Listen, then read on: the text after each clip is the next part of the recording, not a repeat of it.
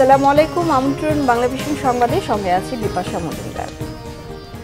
জামায়াতে ইসলামীর জাতীয় সমাবেশ আজ রাজধানীর সরোয়ার্দী উদ্যানে হবে। এই সমাবেশ দুপুর 2টা থেকে সমাবেশ শুরু হবে। তবে এরই মধ্যে সরোয়ার্দী উদ্যানে সমবেত হয়েছেন দলটির নেতাকর্মীরা।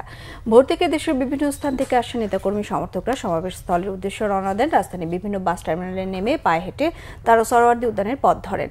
সমাবেশে সভাপতিত্ব করবেন দলের আমির ডাক্তার শফিকুর রহমান। জামায়াত ছাড়াও বিভিন্ন রাজনৈতিক দলের নেতারা এই সমাবেশে বক্তব্য রাখবেন।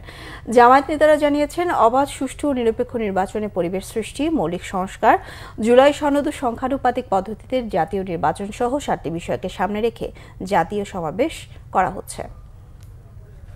জুলাই গণঅভ্যুত্থানের সময় দেশ বিদেশে অন্যতম আলোচিত বিষয় ছিল নরসিংদী জেলা কারাগার।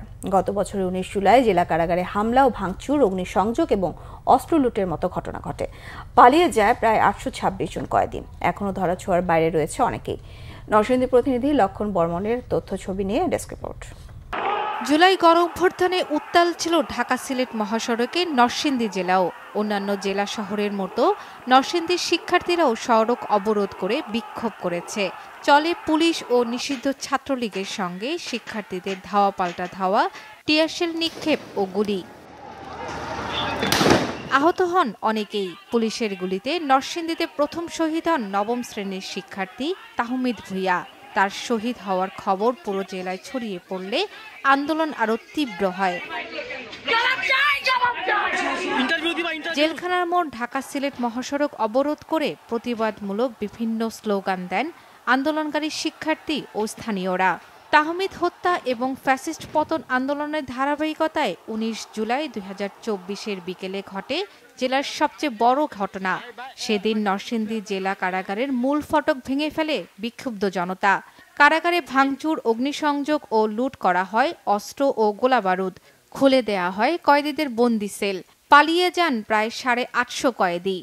আন্দোলনকারীরা যখন জেলখানার ভিতরে ঢুকে, এদের মধ্যে একটা অংশ হচ্ছে গিয়ে যে সকল আসামি বন্দী আছে তাদের লকআপ ভাঙার দিকে চলে যায়, আরেকটা অংশ কারাগারের কেস টেবিল সহ অন্যান্য স্থাপনাতে হামলা করে, ভাঙচুর করে এবং অগ্নিসংযোগ করে। আমরা জেলখানা মোড়ে আন্দোলনটা করতেছি এক দফার দাবিতে। দফা 1 দাবি 1 স্বৈরাচারের পদত্যাগ।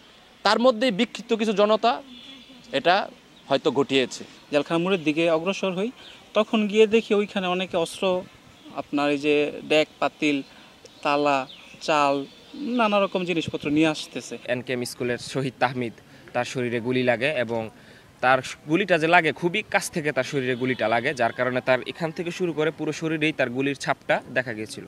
ঘটনার পর কারাগারটি সংস্কার করে পুনরায় বন্দি রাখার জন্য উপযুক্ত করা হয়। তবে এখনও উদ্ধার হয়নি 28টি অস্ত্র এবং 600-রও বেশি গোলাবারুদ। 1 বছরে আত্মসমর্পণ এবং পুলিশের অভিযানে কারাগারে ফিরেছেন 650-রও বেশি কয়েদি। বাকিরা এখনও ধরাছোঁয়ার বাইরে। 9 জন জঙ্গি ওই সময় পালিয়ে যায়।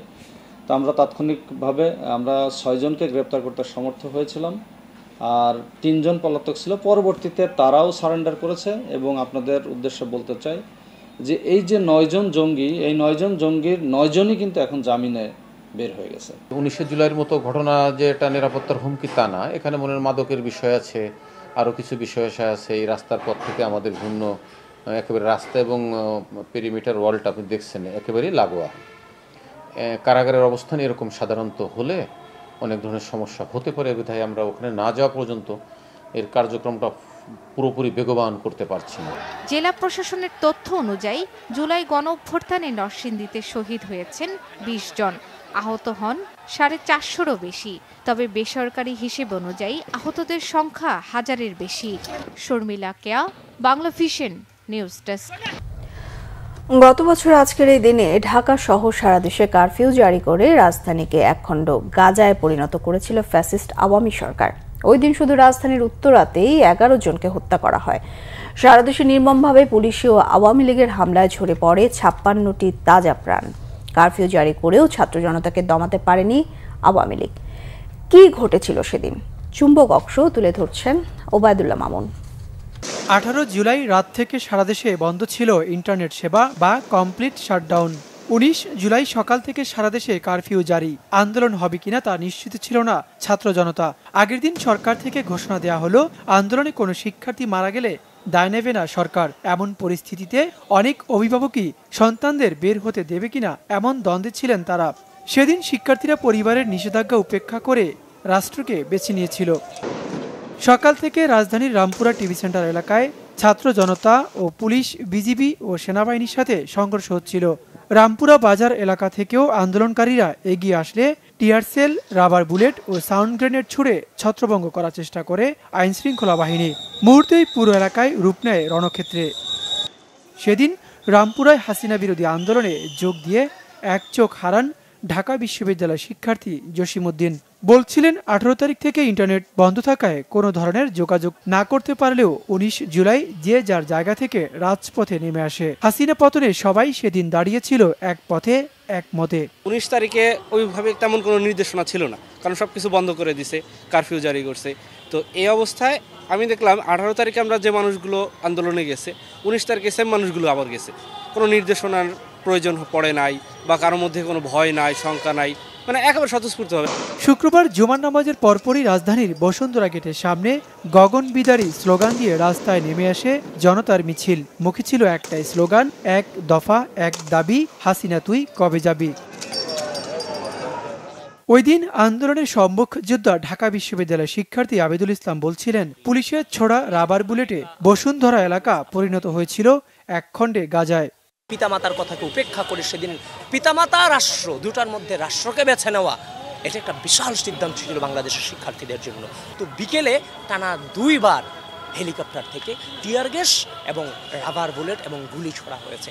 অসংখ্য অগণিত মেয়ে, ছেলেদের কথা আমি পরে বলছি, বিশেষ করে মেয়েদের, আমাদের বোনেরা টিয়ার গ্যাসের যে ঝাঁঝে এবং রাবার বুলেটের আঘাতে মাটিতে লুটিয়ে পড়েছিল। একটা গাজা ছিল ওই দিনটা।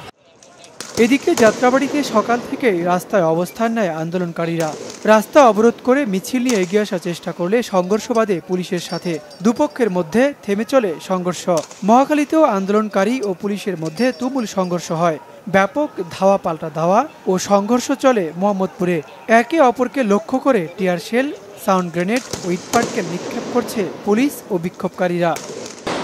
19 জুলাই ঢাকার বাইরে সহিংসতা ছড়িয়ে পড়ে।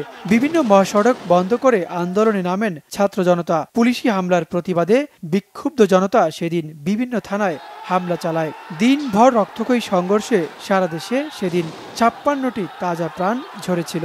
ওবায়দুল্লাহ মামুন, বাংলা ভিশন, ঢাকা। আন্তর্জাতিক প্রসঙ্গ। পাকিস্তানে ভারী বৃষ্টিতে সৃষ্ট বন্যায় 2 দিনে মৃত্যু হয়েছে 71 জনের। চলতি বছর 25 জুনের পর থেকে রেকর্ড বৃষ্টিপাতে পাঞ্জাব প্রদেশে কমপক্ষে 123 জনের প্রাণহানি ঘটেছে। আহতের সংখ্যা ছাড়িয়েছে 500 জনে। বেশিরভাগ মানুষের মৃত্যু হয় ভবন ধসে চাপা পড়ে। কেউ কেউ ডুবে গেছেন, আবার কেউ বিদ্যুৎস্পৃষ্ট হয়ে মারা গেছেন। গেল 3 দিনের রেকর্ড বৃষ্টিপাতে সবচেয়ে বেশি ক্ষতিগ্রস্ত হয়েছে চকওয়াল জেলায়। পাঞ্জাবের মুখ্যমন্ত্রী মারিয়াম নওয়াজ শরীফ জেলাটি পরিদর্শন করবেন। বিদ্যুৎ সরবরাহ পুনরুদ্ধার করা না যাওয়ায় চাকওয়ালের বেশ কয়েকটি গ্রাম এখনও অন্ধকারে ডুবে গেছে। বিদ্যুৎ সরবরাহ সম্পূর্ণরূপে পুনরুদ্ধার করতে কমপক্ষে 48 ঘন্টা সময় লাগবে। বন্যা কবলিত এলাকাতে চলছে উদ্ধার অভিযান। এই ছিল এখনকার মতো। পরের সংবাদ বেলা 12টায় দেখার আমন্ত্রণ রইল। সঙ্গে থাকায় ধন্যবাদ সবাইকে।